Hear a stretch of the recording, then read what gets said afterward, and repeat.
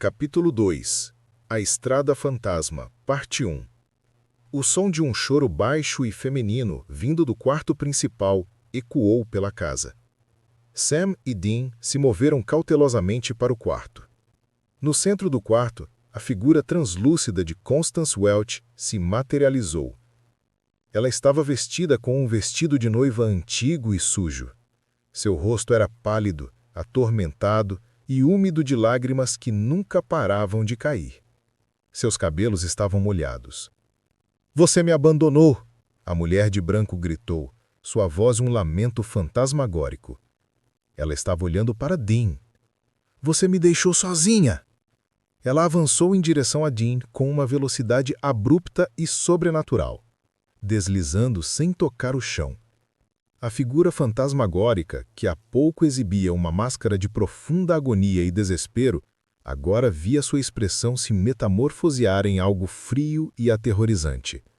Um ódio puro, destilado e direcionado. Seus olhos, antes apenas vazios, ganharam um brilho azulado e malévolo, fixos em Dean como um predador faminto. A mudança em sua fisionomia coincidiu com a explosão da eletricidade no quarto.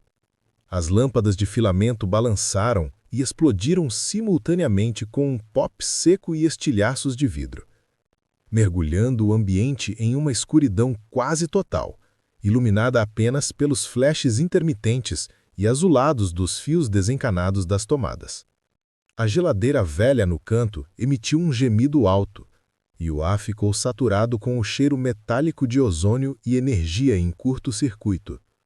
A força do espírito irrompeu em uma onda de energia cinética invisível e brutal. Não foi um empurrão, mas uma detonação. Os dois foram apanhados pela rajada e arremessados para trás com violência incontrolável. Seus corpos atingiram a parede oposta com um baque seco e doloroso, esmagando o gesso e sacudindo as fundações da casa. Por um momento, ficaram sem ar, a dor irradiando de suas costas e cabeças. Dean, apesar do choque e do impacto, agiu por instinto e treinamento. Lutando contra o atordoamento e a vertigem, ele ergueu a espingarda de cano duplo que segurava. Num único movimento rápido, ele disparou o projétil carregado com sal grosso, a munição provisória para lidar com a natureza do espectro. O tiro ecoou no espaço fechado. Contudo, o jato de sal atravessou a forma vaporosa do espírito com pouquíssimo efeito. O corpo etéreo da entidade apenas vacilou, como a imagem refletida na água agitada, e a aura de ódio ao redor dela pareceu intensificar-se, como se o sal fosse apenas um aborrecimento momentâneo. "Você não vai segurá-la!" Sam gritou, lutando para se levantar. "Eu sei!" Dean gritou de volta. Constance apontou o dedo para Dean, seus olhos brilhando. A porta da frente da casa se fechou com um estrondo violento, selando-os. "Você vai me pagar por sua traição!" Constance sibilou. Dean se levantou e empurrou Sam. "Vamos para a estrada, é o que ela conhece. Talvez possamos levá-la de volta ao local do crime." Eles correram pela porta dos fundos, saindo para o quintal escuro e coberto de mato, o som da fúria fantasmagórica de Constance Welch ecoando em seus ouvidos. A caçada estava oficialmente de volta. Eles correram pela porta dos fundos, saindo para o quintal escuro e coberto de mato, o som da fúria fantasmagórica de Constance Welch ecoando em seus ouvidos. A caçada estava oficialmente de volta. A fúria de Constance Welch era uma onda de frio cortante, seguindo Sam e Dean para fora da casa abandonada. Eles correram pelo gramado alto e seco, a tensão palpável entre o medo e a urgência. O som do vento uivando nos ouvidos parecia misturar-se com o lamento do fantasma. A adrenalina da caçada havia substituído a frustração de Sam, forçando-o a confiar em seus instintos adormecidos. "Vamos pro carro!" Dean gritou, correndo para a Impala que estava borrifada com sal grosso em uma tentativa primitiva de proteção. "Ela não vai nos seguir se estivermos em movimento. Spirits raramente saem de sua área de ancoragem."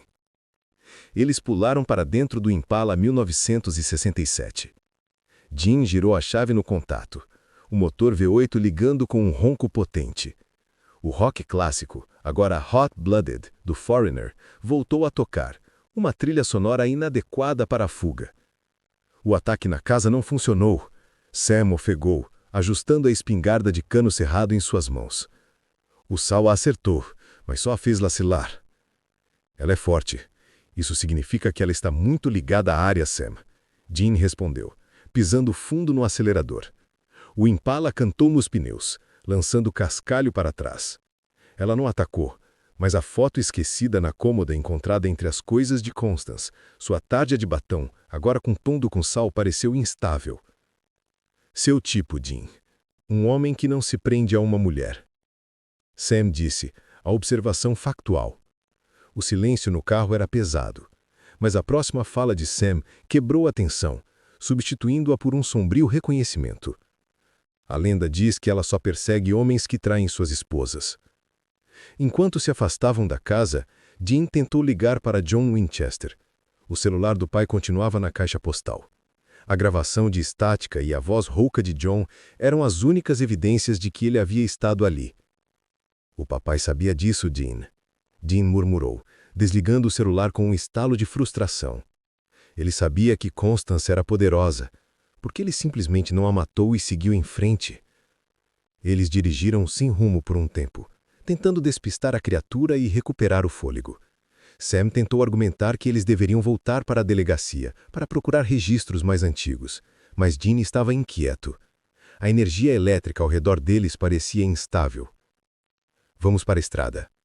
Dean disse, de repente, a voz tensa. Vamos dar a ela o que ela quer. Ela caça na rodovia 87. Vamos nos tornar o isca. Ver se conseguimos fazer com que ela se manifeste e desta vez acertar o ponto fraco.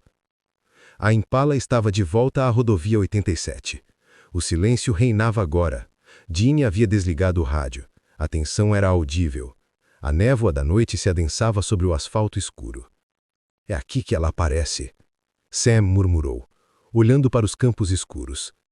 A ponte está a cerca de 1 milha de distância. De repente, a luz dos faróis da Impala iluminou uma figura solitária no acostamento. Era uma mulher, vestida com um vestido branco manchado e simples, fazendo sinal para pedir carona. Ela parecia em apuros. Pode ser ela, Sam alertou, pegando a espingarda. Pode ser uma pessoa de verdade, Sam, Dean retrucou, hesitante, mesmo sabendo que caçadores não podiam se dar ao luxo da hesitação. Não atirem uma garota pedindo carona. Vamos parar. Dean parou a Impala. A mulher no acostamento se aproximou da janela de Sam. Ela era bonita, com cabelos escuros e olhos grandes e tristes. Não parecia a figura horrível da casa. Por favor, meu carro quebrou. A mulher pediu, a voz baixa e tremendo. Você pode me levar para casa? Fica logo ali. Eu só preciso voltar para casa. Onde é a sua casa? Dean perguntou, mantendo a mão perto da porta. Em Lawrence, a mulher respondeu, com um sorriso estranho e frágil em seus lábios. A cerca de 1.500 milhas daqui. Mas isso não importa. Eu só preciso de alguém para me levar. Naquele instante de tensão aguda, enquanto a mulher se aproximava deles com um sorriso que não alcançava seus olhos, Dean notou um detalhe sutil, mas profundamente perturbador. A mulher não tinha sombra. E então ele fixou seus olhos nela. Os olhos dela, embora não tivessem aquele brilho amarelo sobrenatural de entidades demoníacas ou o fulgor elétrico dos fantasmas mais raivosos, eram igualmente aterrorizantes. Estavam vazios e frios, poços opacos de um castanho sem vida, desprovidos de qualquer calor, reflexo de alma ou humanidade. Não havia foco nem emoção, apenas um vácuo gélido. Ela, Dean sibilou para Sam na voz baixa e tensa, carregada de uma urgência desesperada. O reconhecimento gelado do que eles realmente enfrentavam, não apenas uma vítima, mas a entidade predatória, finalmente o atingiu. Era um aviso, um alarme de pânico que ele tentava comprimir em 2 palavras. A mulher de branco, Constance Welch, estava no carro com eles. Não fisicamente, mas como uma presença etérea e gelada. Ela parecia absorver a luz ao seu redor, permanecendo estranhamente bidimensional contra a parede texturada, uma anomalia física que gritava contra as leis da natureza. O motor da Impala rugiu e o carro começou a acelerar sozinho, as rodas cantando no asfalto. Sam, o Sal! Dean gritou, lutando para manter o volante. Não está funcionando!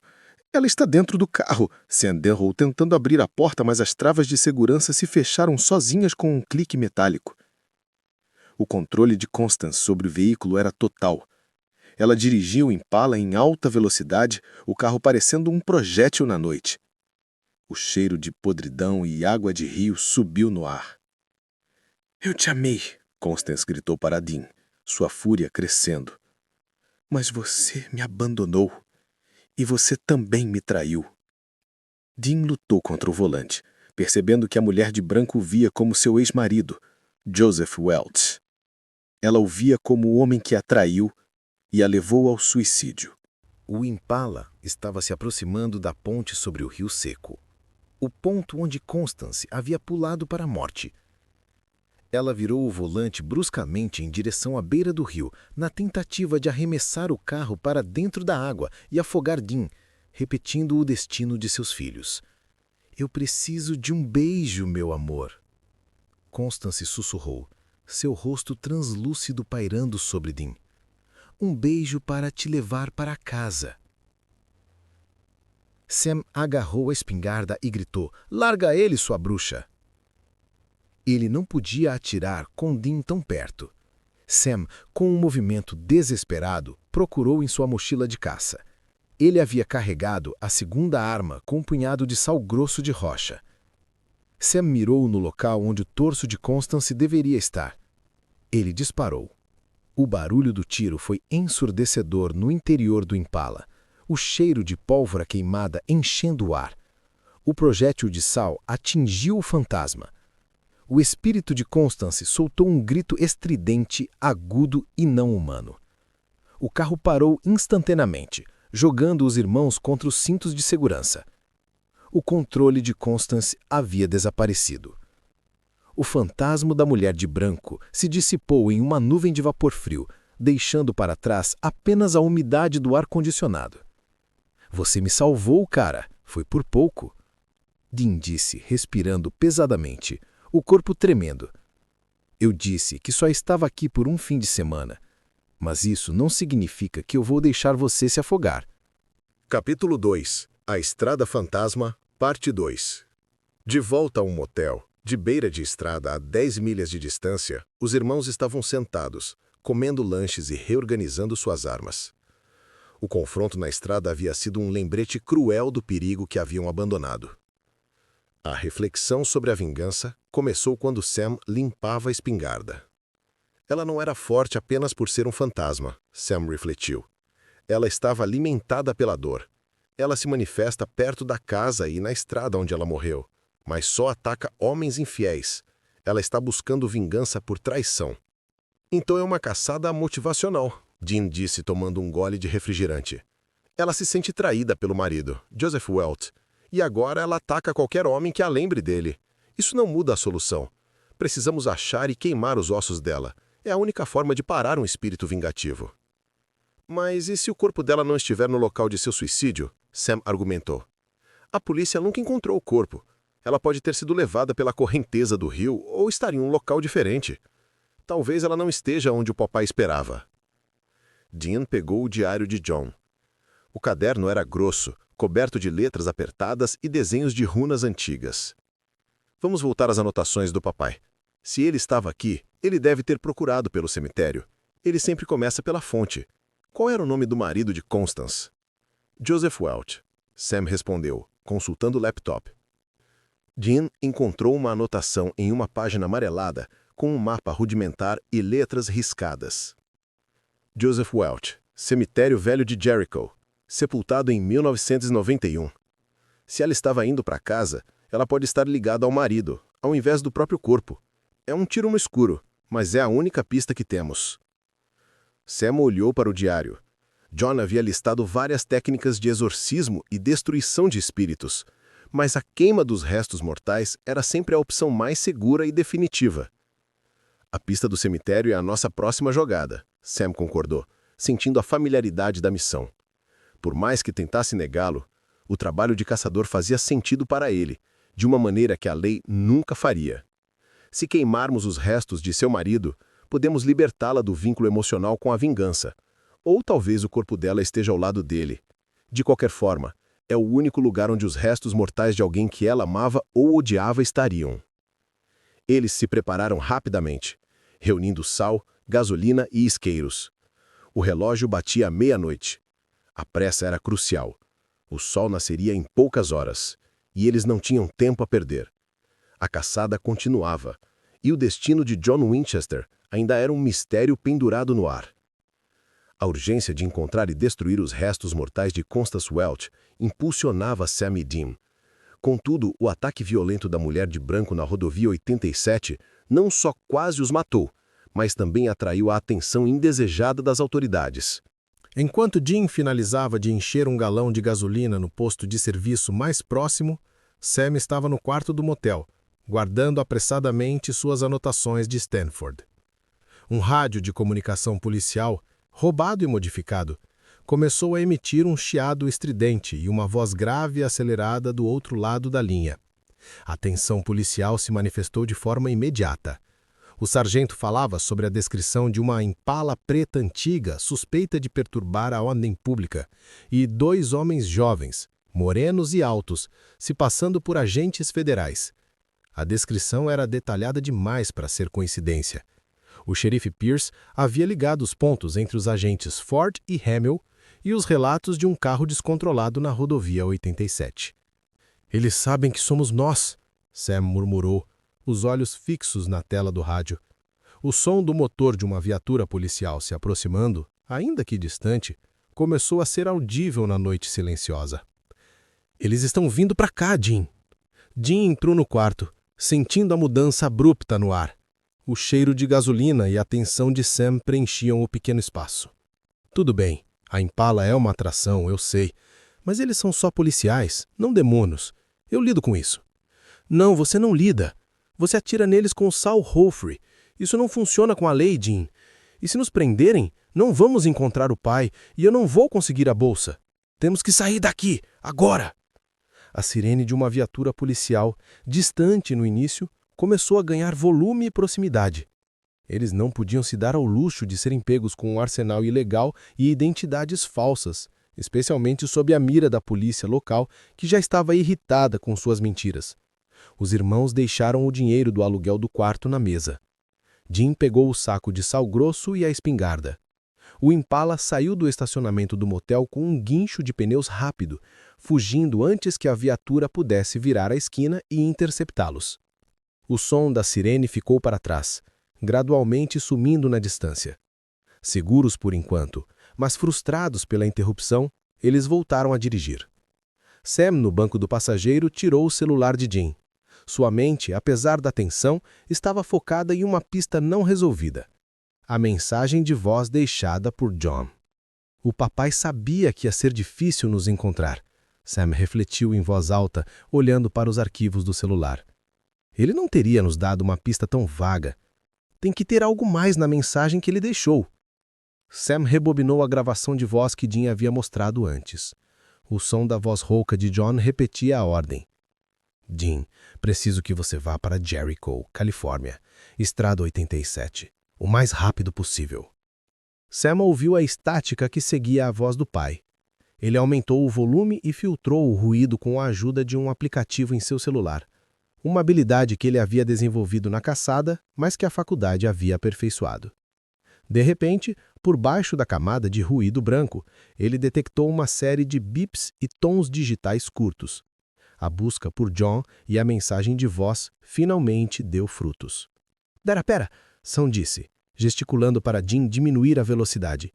"São tons de descagem. Ele usou o telefone para enviar coordenadas codificadas." Sam estava curvado sobre um caderno de espiral já gasto, a ponta do lápis pairando momentaneamente sobre o papel. Ele ouvia atentamente a gravação de áudio reproduzida em um laptop de capa riscada, uma série irregular de bips eletrônicos e zumbidos intermitentes. Com a concentração de um criptógrafo, ele iniciou a transcrição, convertendo a cadência e a duração de cada bip em dígitos numéricos. Ele não estava apenas ouvindo, estava aplicando um sistema de decodificação rudimentar, um código de substituição básico baseado na duração do pulso sonoro que seu pai, John, havia lhes ensinado de forma casual durante as longas viagens de carro da infância. Era uma lição memorizada há anos, uma ferramenta de sobrevivência inesperadamente útil. Os números foram sendo anotados em colunas ordenadas, preenchendo o espaço branco com algarismos que, isolados, não faziam sentido. No entanto, uma vez que a sequência de bips havia sido completamente traduzida, os números resultantes revelavam uma estrutura clara e familiar.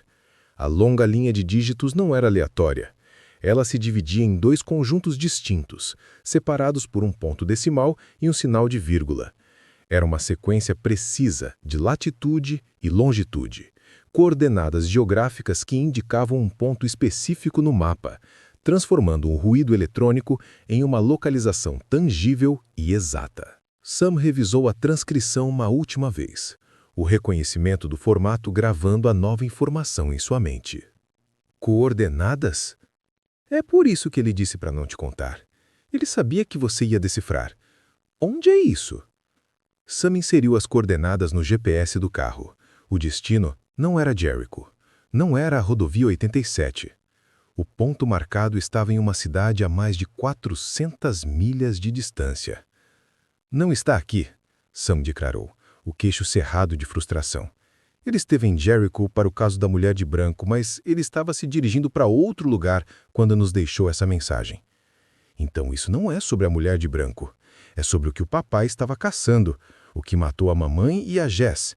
Ele estava caçando aquela coisa e nos deixou uma trilha de migalhas. Sam sentiu um misto de alívio e culpa. Alívio por saber que John estava focado no inimigo principal. Culpa porque a caçada da mulher de branco ainda precisava ser concluída. Apesar da nova pista, os irmãos concordaram em terminar o trabalho em Jericho, seguindo o plano original de encontrar e queimar os restos mortais de Constance Welch. Não podiam deixar um espírito solto, especialmente um tão poderoso. Eles chegaram ao cemitério de Jericho. Era um cemitério antigo e esquecido, as lápides cinzentas e inclinadas sob a luz fraca da lua. O cheiro de terra molhada e vegetação em decomposição era intenso. Sam consultou o laptop para verificar os registros de enterros de Joseph Welch. Encontraram a lápide. Jim começou a cavar com a pá, o som de metal contra a terra dura ecoando na noite. Lembre-se, Sam, se aí o corpo da Constance estiver aqui, não vai ser em uma lápide. Ela se jogou no rio, Jim disse, o suor escorrendo pelo rosto. Sam usava a lanterna para guiar o irmão. Em pouco tempo, a pá de Jim atingiu o caixão e madeira de Joseph. Eles abriram a tampa com um guincho terrível. Lá dentro, o esqueleto de Joseph Welch repousava. Não havia vestígio de Constance, apenas os restos de um homem que ela odiava e que estava enterrado ali desde 1991. Nada. Apenas o ex-marido traidor, Sam disse, desapontado. Eles consultaram os registros do cemitério novamente, procurando por qualquer sepultamento não marcado ou túmulo anônimo que pudesse pertencer a Constance. Nada. A mulher de branco estava desaparecida dos registros mortais. O papai teria queimado o corpo do marido se pensasse que era a âncora dela, Dan disse, jogando a pá de lado. Mas não temos tempo. Temos que ir para as coordenadas. Sam balançou a cabeça, frustrado. Não podemos ir embora. Ela quase te matou, Jim. Não podemos deixar isso solto. Tem que haver uma âncora. Ela não está mais ligada a Joseph, senão ela teria nos atacado aqui. Sam fechou os olhos, tentando reconstruir a lenda da mulher de branco. Ela era uma alma perdida, consumida pela culpa por afogar seus filhos e pela fúria da traição. Onde um espírito que não foi encontrado pela polícia encontraria seu descanso? A ponte. Sam murmurou de repente, abrindo os olhos. O retorno ao ponto de partida. Sam lembrou-se do local exato onde Constance havia se suicidado, a ponte da rodovia 87. A polícia nunca havia encontrado o corpo e as águas do rio naquela época estavam agitadas. Ela não está em um cemitério, Sam, explicou, gesticulando com a lanterna. A polícia perdeu o corpo. Ela pulou da ponte. Seu corpo deve ter sido arrastado e, com a maré baixa, pode ter ficado preso no leito seco do rio sobre a ponte. Esse é o ponto onde ela cometeu suicídio e onde a polícia parou de procurar. Então é lá que vamos encontrá-la, Jim concordou, pegando a gasolina. O plano era simples. Se os ossos estivessem ali, eles seriam queimados. A Impala voou de volta para a rodovia 87, o carro deslizando suavemente na estrada noturna. Eles encontraram a ponte e, desta vez, não pararam no asfalto. Jim levou o Impala para o acostamento de terra e eles desceram a encosta íngreme até o leito seco do rio. A escuridão era intensa e o silêncio do leito do rio, sob a sombra da ponte de concreto, era opressor. Era o lugar perfeito para um espírito se esconder. Eles começaram a cavar no cascalho úmido, perto do ponto mais fundo. O único som era o ranger das pás contra as pedras. Enquanto cavavam, a tensão entre eles sobre o futuro voltou. Jim, quando isso acabar, eu tenho que voltar, Sam disse, sua voz firme. A entrevista é amanhã. Eu sei que as coordenadas do papai são importantes, mas minha vida está em Paulo Alto. Eu não posso estragar isso. Jim parou de cavar, o músculo da mandíbula apertado. Ele apoiou a pá no chão e olhou para o irmão. Você viu o que aconteceu hoje? Você viu a Jessica? E se você sair da caçada, Sam, você é um alvo fácil. Os monstros sempre encontram você. Jim argumentou com a voz baixa e urgente. O que o papai nos ensinou é que caçar é o que somos. É a única coisa que nos mantém vivos. Não, é a única coisa que nos destrói. Sam rebateu, jogando a terra para o lado. O som do bate-boca ecoou sob a ponte. Jim respirou fundo, controlando a raiva. Ele sabia que Sam não podia ser forçado. Tudo bem, Sam. Jim concordou resignada. Nós terminamos isso aqui. Encontramos o papai e depois eu te deixo no aeroporto ou no ponto de ônibus. Você vai para a sua entrevista, mas saiba, quando você for, você estará sozinho. Sam olhou para a terra molhada. A promessa de voltar para Jessica era um peso maior do que o medo da caçada. Eu sei, ele sussurrou, mas eu tenho que tentar. A paz entre eles, frágil desde o início, quebrou-se no leito escuro do rio. A missão de encontrar os restos de Constance era o último ato em comum antes de seguirem caminhos separados.